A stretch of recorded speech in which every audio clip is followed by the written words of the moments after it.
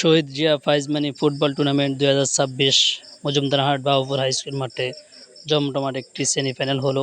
উক্ত সেমিফাইনালে রামগঞ্জ জয়লাভ করেন। আসলে যারা খেলা দেখছেন তারা অবশ্যই বুঝতে পারছেন আজকের খেলাটা কেমন হয়েছে। অত্যন্ত মনোমুগ্ধকর এবং জমজমাট হয়েছে আজকের খেলা। আগামীকালও খেলা আছে আমাদের মজুমদারহাট বাবুপুর হাইস্কুল মাঠে।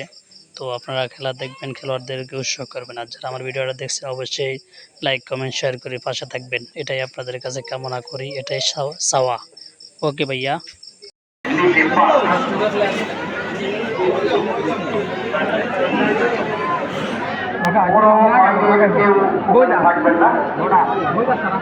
আপনারা যারা গিয়েছেন মাহমুদ স্মৃতি ক্রীড়া সংঘ দলের টিম ম্যানেজমেন্ট এবং আরো যারা তাদেরকে দেখতে পাচ্ছি, আপনারা চলে আসেন। আপনারা একাধিক ভিতরে ঢুকেছেন, আপনাদেরকে বাইরে আসার জন্য অনুরোধ করছি।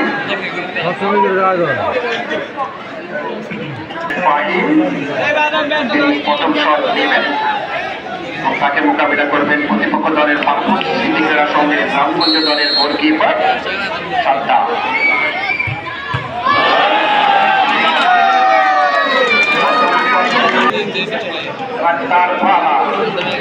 তিনি যদি এই 7 নম্বর জার্সিধারী খেলোয়াড় সুবল শটটি ফিরিয়ে দিতে পারেন তাহলে আবারও সমতা ফিরিয়ে আসবে। প্রথম শটে গোল মিস করলেন এবং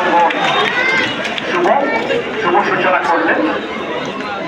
তার দ্বিতীয় হেডটি কোনোভাবে বাঁচিয়েছেন গোলকিপার সাদ্দাম, তাতে সেটি নিশ্চিত করবে যেত। জি হ্যাঁ, তিনি শট নেবেন দ্বিতীয় শটটি।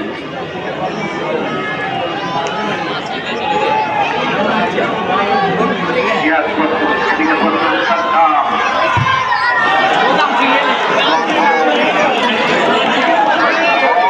এদিকে প্রস্তুত কাউন্টার।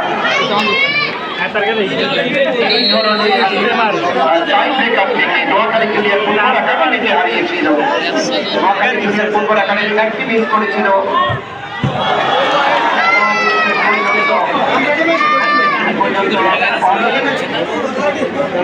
ডান দিকে সহজ গোলটি নিয়ে নিয়েছেন।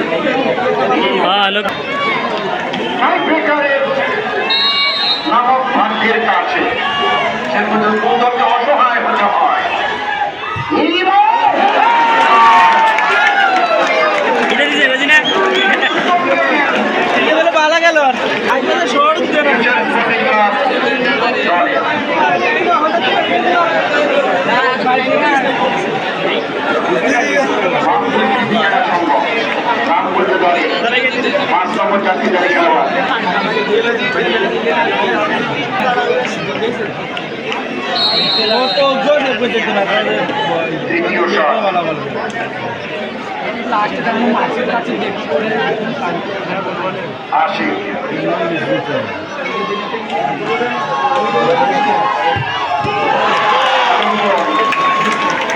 কিছুক্ষণ আগে বলেছিলাম কোন দল বিপদ শট করে গোলগুলো আগে করে নিতে পারবে এবং গোলকিপারদের আসল পরীক্ষা হচ্ছে এই টাইম ব্রেকারের মাধ্যমে।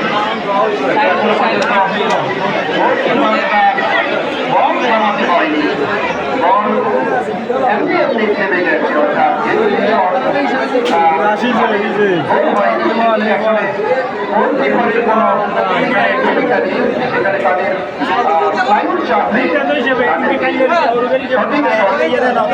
সঠিক শটে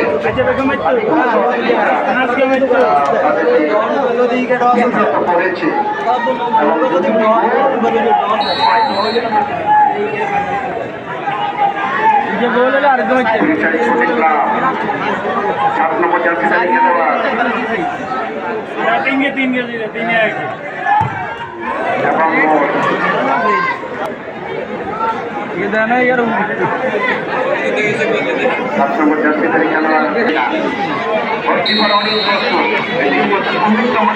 খেলোয়াড়